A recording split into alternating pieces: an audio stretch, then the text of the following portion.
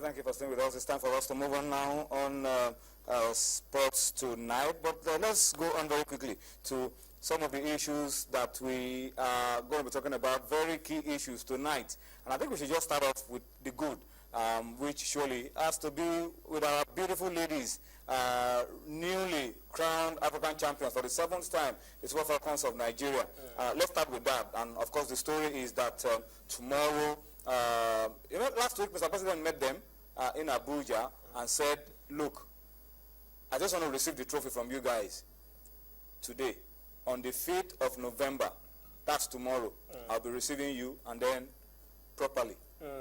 So it's a case of awaiting Largesse. Because this is not just to see Mr. President now. Mr. President has seen them, has received the trophy. Do not it? They are. It's going to go beyond just seeing Mr. President. There's presidential handshake, and there's a transfer of power. Of Largesse. Every power that we can take in the bank. And these guys are saying they don't only want when you can go to the bank, they want houses. Yeah?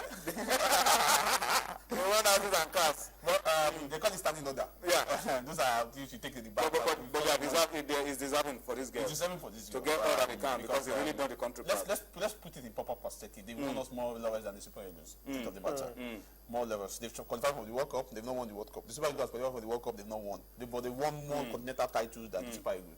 They need this kind of attention. I don't know whether you say they have other money, but I think something that's handsome that they, by the time they look at it, they will be pleased with what they get. Because for the president to have received the trophy, these are girls that led this country in the midst of crisis.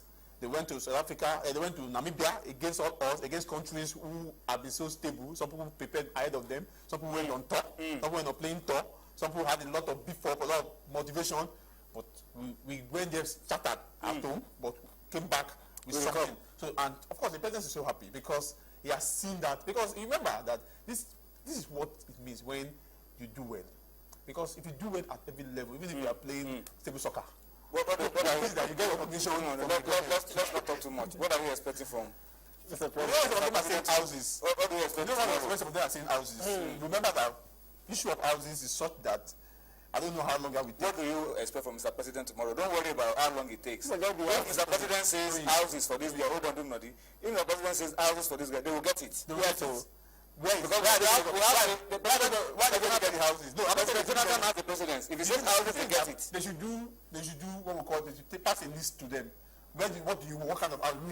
So that when you put it in proper position, they will tell you, okay, this way. Okay, let me know. Cosmos, what would you? Very simple. If you are Mr. President, what would you be giving? Very simple. To appreciate same thing you did for the Super Eagles of Nigeria that won the African Cup of Nations in South Africa. What did Mr. President do for the Eagles? Monies. And award. Awards. National awards. National honors. Wait first. National honors. Next one. You know, so much good things. Goodies. Now, aside the president, the state of the federation that hosted the Super Eagles of Nigeria, then they should do the same thing to these women. I mean, there shouldn't be disparity because you are men and men. No. These are people that are glamorous. I mean, out of nine attempts, why African Women Championship? I mean, they won it seven times. And the last two that they won it, you know, despite all the odds, despite everything that happens, despite the shenanigans that happened during that period. So lack of preparation and all of that. Exactly. They still went there, they won it. So please.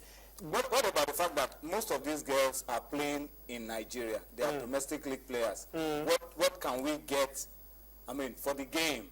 Because the women's game needs plenty of help, plenty of help. That's the thing. And I know Mr. President can drive that help, that change for the girls. The thing is, I think for the women game, it has to do with what kind of respect do we give to women first as a country. Exactly. Women's football, you mean? Not women football. Women.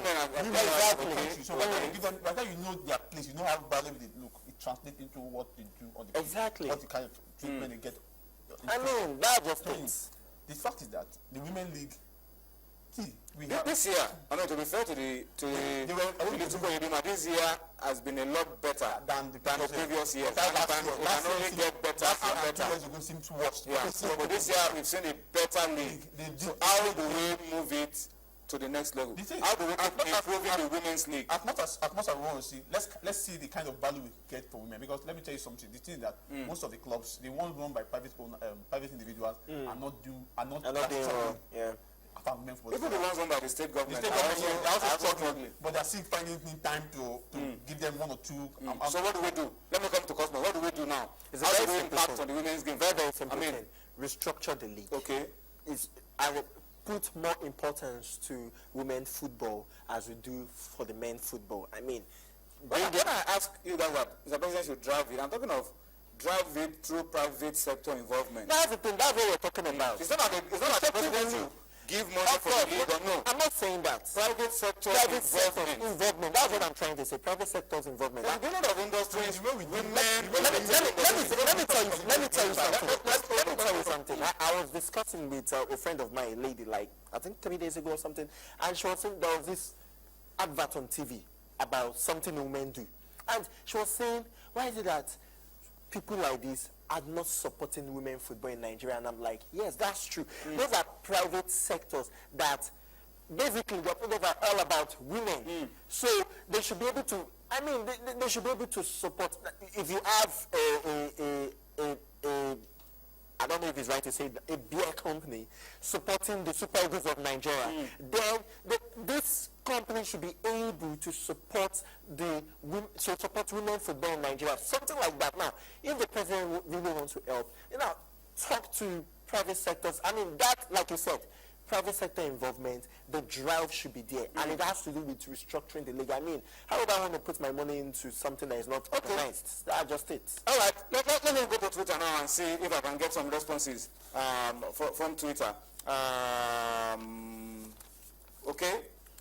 Abdullahi Olayinka is talking about, he says, the Aberdeen Club NFF have started on a good note. Refereeing is a vital part of football. Kudos.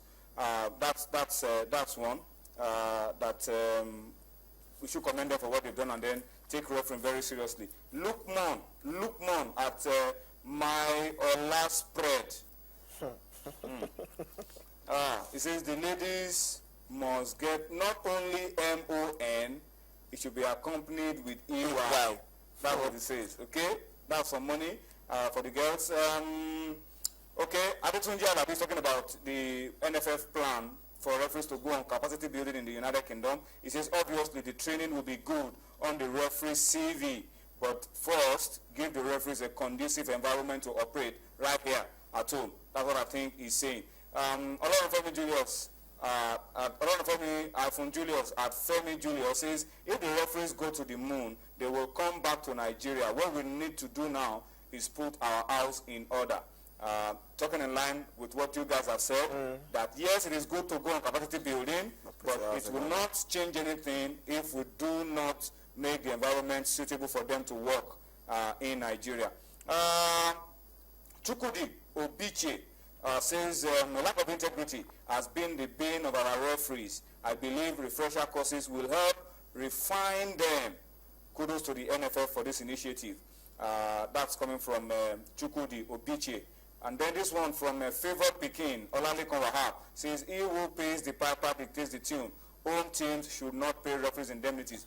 I mean, for the past couple of seasons, home teams have stopped paying referees indemnities, particularly in the top flight, but they still pay somehow in the National League. The National League started from, I think it was towards the end of this first round. They started paying again. But I'm sure that doesn't need to be so. We need to make them autonomous and provide an environment for them.